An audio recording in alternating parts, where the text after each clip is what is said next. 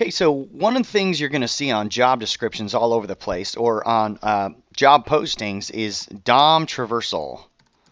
You're going to see things like able to traverse the DOM with ease, able to bend the DOM to your will, skilled at DOM interaction. And what that means is you kind of know your way around the document object model, which is what the DOM stands for. And what the document object model is when your browser reads your HTML file, it actually turns each one of these elements you've made into an element in the browser that JavaScript can talk to, that CSS styles can be applied to. And so kind of when the browser reads all three technologies, it creates the DOM and then it can render it for the viewer to see.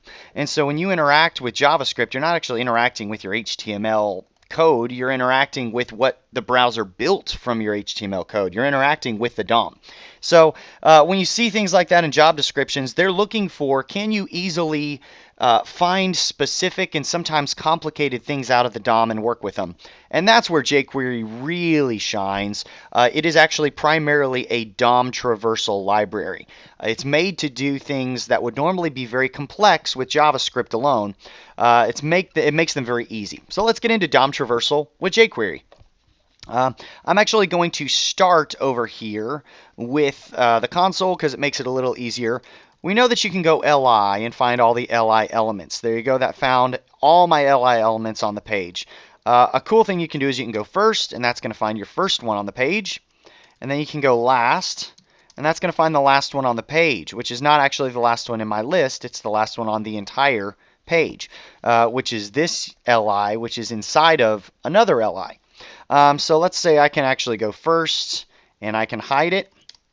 There you go. The first one's hidden. I can show it again. I can go EQ, which will actually get me an index. So if I go EQ 0, that's going to get me the first index, which is actually the same as first. But I can actually go EQ 1, which will give me the second one. So the EQs would go 0, 1, 2, 3, which is the LI right here. 3. And then 4, 5, 6. So I have seven LIs on the page, EQ 0 through 6. So that would kind of be how I'd access those. Let's look at children. So let's say I wanted to get UL first. Here's another way you can do it if you want to do it in the selector. Same thing. Children will get me all the LIs that are direct children of my element. So if I look back over here at my HTML code, I have a child LI, child LI, child LI. These LIs down here will not show up in that list because it's only getting my first children. So that's kind of a way to help narrow that selection down. If I only wanted to hide the children of list, that would be how I do that. Another one is siblings. So if I wanted to go LI first, siblings, then that's going to give me all the siblings of this guy, but this guy will not be in the list because it's just my siblings. So that's those three elements there. So let's see, there's another one, and that would be parent, li first dot parent. And that's going to give me the UL that is my parent. And you can actually keep chaining that up. So let me go li eq4, which will be this guy. EQ4, that's him right there. And then EQ4.parent is going to give me the sublist, which is UL. And if I go .parent parent, then that's going to give me the LI that that's a part of. And you can just keep going up the chain.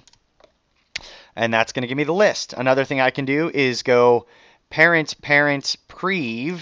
So now I'm going this LI, and I'm going parent, which is the whole UL. And then going parent again, which is this LI, and I go prev, that's going to go the previous sibling now, so that should give me this 3 right here. And there you go. Yep, you have it. So now if I go prev.prev, now I'm going up to 2. So I'm going all the way up the chain. I'm going to the previous, And now if I go prev.prev.next, which makes absolutely no sense, why would I go back only to go forward? I'm back up to 3. Probably an easier way to do this would go li first.next,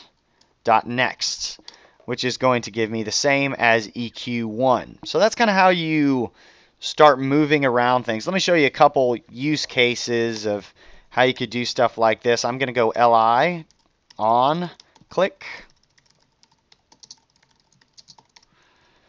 And I'm going to go this dot next dot hide. So whenever I click, I'm just going to hide the next LI.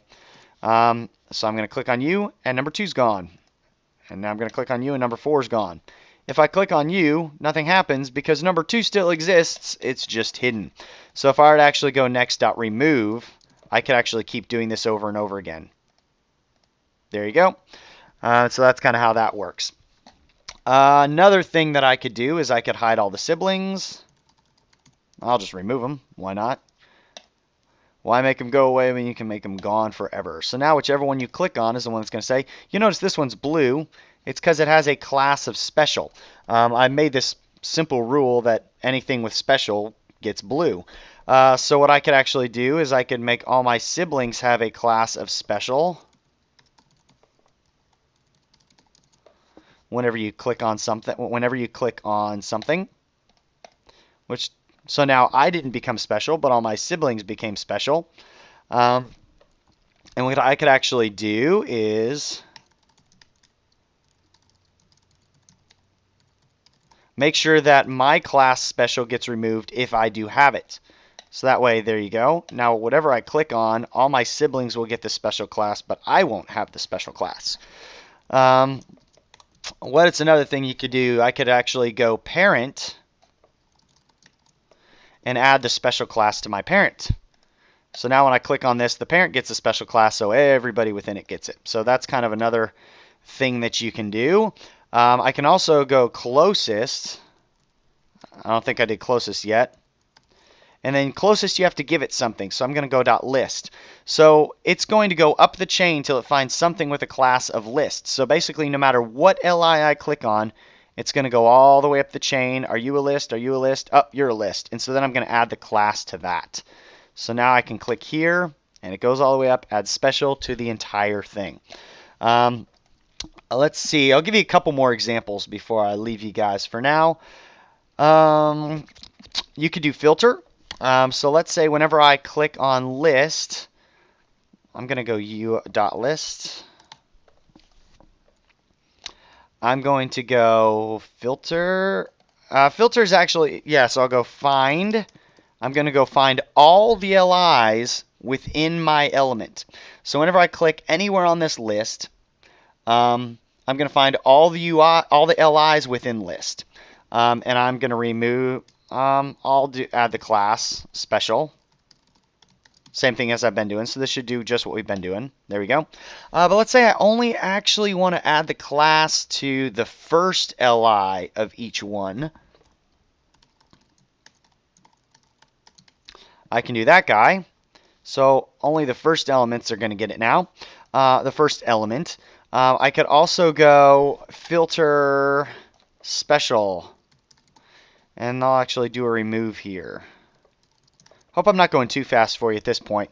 So whenever I click on anything inside of list, this is going to be list because that's what my selector was here. I'm going to find any LI in it filtered by special. So I'm going to find all the LIs. I'm going to filter them down to where only special exists, and I'm going to remove special. So now I'm clicking, and special's gone. Of course, an easier way to do this would just go find special, but then I couldn't teach you about the filter method now, could I? There you go. Exact same thing. So find is awesome. Another great thing about find is it's really, really fast because it's only looking in this element. It's not having to look at my whole page. I could get around this by doing this exact same thing here. Whenever I click, remove special, right? That's easy. Exact same thing. But now it had to search my entire page to find one item with a class of special. That's not very efficient JavaScript. So I'm going to stay within the element that we're working with. I'm going to find special inside of it, and then I'm going to remove it. Another thing that I can do is I can do an action only if, let me do another thing. So any LI I click on, I can do an if and alert special.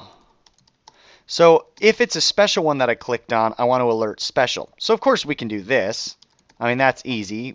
You know, anytime you click on special, alert special. Of course, should do that. Oh, this if is empty. So now whenever I click on special, it alerts special. Awesome. Okay. Let's say I want to do other stuff to every other LI. Say in here, other stuff happens. Like let's say I want to hide it. And if I'm hiding a special one, I also want to alert special. So I can go if this is special. If this is special, alert special. So now whenever I click on any LI, it's going to hide it. And that's going to hide it and say, aha, special. So another thing I can do, if this is not special, alert not special. Not special. And not special. So that's kind of how you can do those things. While I'm on this, I'm hiding every LI that gets clicked on. And look at this when I click on one of these sub-LIs over here. It hides the entire menu. That's because when I click, I'm clicking on you, and I'm clicking on you because I'm inside of you at the same time. So there's a listener for both of these LIs. Couple ways you could get around this. I could just target sublist. I can only hide ones when I click on the sublist. Sublist UL or LI. So now I'm only listening to LIs on the sublist. These aren't doing anything. Okay, that's one way around it. But say I still wanted to do a bunch of other stuff to all LIs. So I want to do other stuff to all LIs, and I only want to hide the LI if it's on the sublist. So I could go if this dot parent is sublist. So if the parent is a sublist, then I'm going to hide it. And if it's not, I'm not going to do anything else. So now I'm doing other stuff. Like here, let me say I want a console log.